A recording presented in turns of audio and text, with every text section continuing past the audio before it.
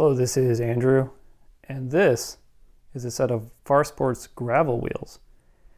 I ordered them on January 25th, and today is March 10th. So it's about 6 weeks from when I placed the order to when they arrived. Obviously, with everything going on in the world right now, it's kind of hard to say whether or not other shipments would take that long or not. Let them slide on whatever the time frame is there. But here again, just like the other set of Farsports wheels that I got, they mangled my address really, really badly on here. Like, you can't even read it badly.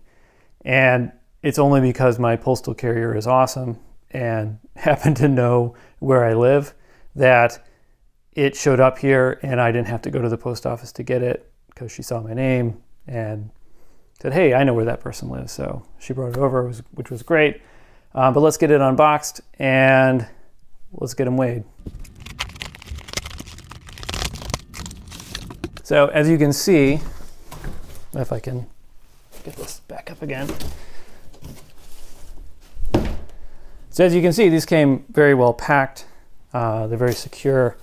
There's a little styrofoam wrapper around it and plenty of cardboard to make sure that they're not going anywhere. So I opted to go for the DT Swiss 350 straight pulls hubs again. I really like them on my other Farsports wheel set, and the price is right there, so why not? One of the things that makes this wheel set really interesting is that it's hookless, which means that the edge here is mostly straight, whereas most other types of wheel sets have a small, like a lip here that is supposed to hold the bead of the tire in more securely. But you often see on like gravel or mountain bike wheels that run, or are more specialized for that and run lower pressures, that they don't have the hook on there, and it's supposed to reduce weight of the rim.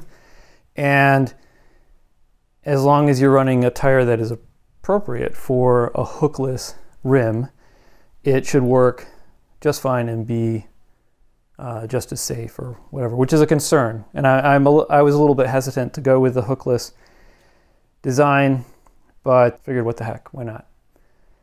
Interestingly enough, GP5000s are an example of a tire that does not support a hookless rim, but Farsports will sell you with this tire a 25C Schwalbe Pro 1 tubeless tire.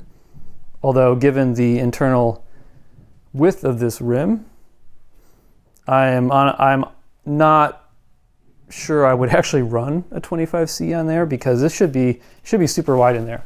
So let's actually get the measurements of this. So external is 31.1. Internal is 25.1. Actually, yeah, 25.1. And then the depth is 30. Or yeah, 30.1. So that's all within the spec of what it should be for these. Just like with my other set of Farsports rims, the spokes on here are all just perfectly aligned. Hopefully you can see that in the camera, but they're just all like perfectly where they are. They ought to be in the arrow kind, so that's, you know, something that matters. So next step should be to get this on the scale. So here we are with the scale of truth. So I have the front wheel here. Let's go ahead and pop that on. And I have 624.2, and then the rear wheel is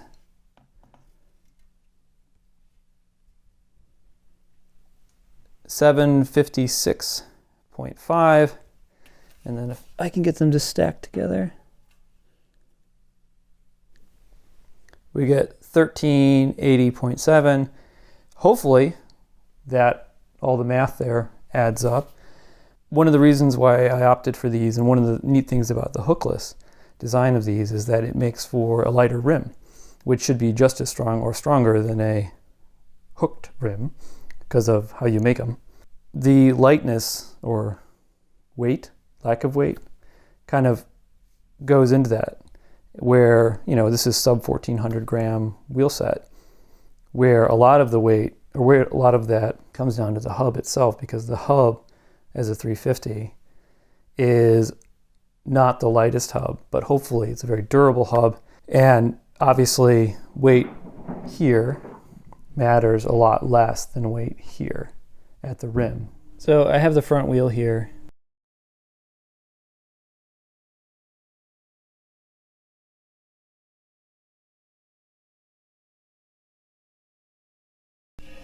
There's a little bit,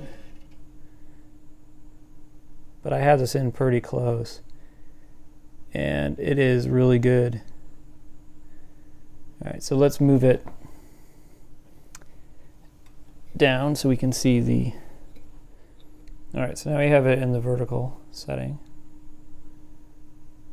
You can see here there is a little bit. You can see it just moving a little bit down here, coming in really close, not quite touching. So it's not perfect, but it's very much good enough. So let's get the rear wheel on there now. Okay, so rear wheel is on. Let's move it.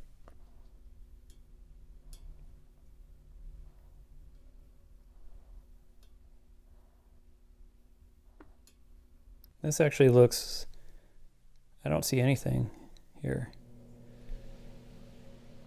If there is anything, I'm missing it. So let's get it down now. So it looks like there's a little bit of wobble, but here again, not very much wobble at all. I'm pleased with that. I'm very pleased with that. Though it's kind of an interesting thing that how few tire manufacturers publish details on whether or not their tires work with hookless rims. This is a WTB Riddler tire, and I couldn't find anywhere on their website which indicated that whether or not it worked. So I rang them up, and they were able to confirm that it does. And the fellow I spoke with said that I believe all of their tires, or certainly the gravel tires, will. I tried checking with Penn Racer, and I haven't gotten a response. Tire went on very easily, and now it's time to see if we can mount it. Now, there we go. Oh. So I just wanted to finish up the review on these Farsport hookless gravel wheels. The short answer is that I love them. They are fantastic. There's almost nothing that I don't like about it. I'll just get to the one thing that is kind of a niggle, and that's that the engagement could be a little bit better. It's not bad, it's certainly fine for gravel, but if you're going to do something super technical on these wheels where you need that instantaneous engagement, you'd have to do something with the hub. Fortunately though, these are DT Swiss 350 hubs, so it's really easy to just swap out their not really pulls, but the little rings that they use to drive the free hub to get much better engagement. I haven't taken this apart, so I'm not sure which version. I would guess it's probably the middle version, because I have another set of Farsports road wheels, and the engagement on there, also 350 hubs, the engagement on there is really, really sloppy compared to these. They're lighter than my DT Swiss wheels by a little bit, but the rim is where the lightness is concentrated, or the difference in weight is concentrated on these rims, or on these wheels. So you feel the weight difference on this rim versus the DT Swiss. Even though the DT Swiss is not a heavy rim, these just accelerate faster.